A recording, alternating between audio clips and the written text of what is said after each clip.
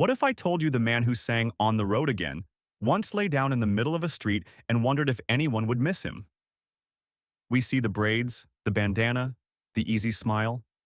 We hear the voice that feels like an old porch at sunset. But Willie Nelson's life was never as calm as his melodies.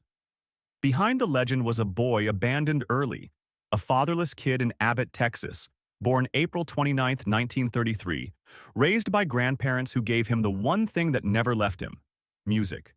His parents drifted away. That kind of absence doesn't just fade, it settles deep. At 6, his grandfather gave him a guitar. By 7, he was writing songs. By 9, he was playing in a band. Cotton fields by day, church hymns by night. Music wasn't fame, it was survival. He worked everywhere: phone operator, tree trimmer, pawn shop clerk. He joined the Air Force, lasted 8 months, and came home with back problems and a bigger hunger. He enrolled at Baylor University, then dropped out in 1956 to chase a dream no one promised would pay. At one point, stranded and broke, he slept in a ditch and hopped a freight train. A stranger handed him $10. That's how close the story came to ending before it began.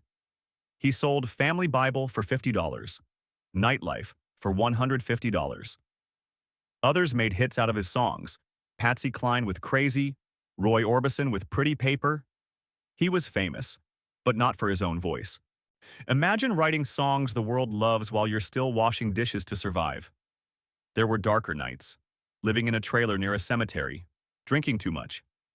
One night he lay in the road, hoping traffic might decide his future. No cars came. He got up, went back inside, ordered another drink, and kept living. Then came the IRS in 1990. They took nearly everything. Around the same time, his son Billy died by suicide on Christmas Day. Willie later said he had never experienced anything so devastating. That kind of loss doesn't heal. You learn to carry it. He battled emphysema, a collapsed lung. He started smoking at 6, trading eggs for cigarettes. Cigarettes killed half my family, he admitted. He quit, adjusted, adapted. Because quitting life was never an option. Through it all, he kept playing. Farm Aid, The Highwayman, Outlaw Country, Shotgun Willie, Red-Headed Stranger, Stardust. At 91 in April 2024, he was still touring, still smiling. In April 2025, at 92, he released his 76th solo studio album, The Last Leaf on the Tree, reflecting on aging and legacy with surprising peace. Here's what makes Willie different.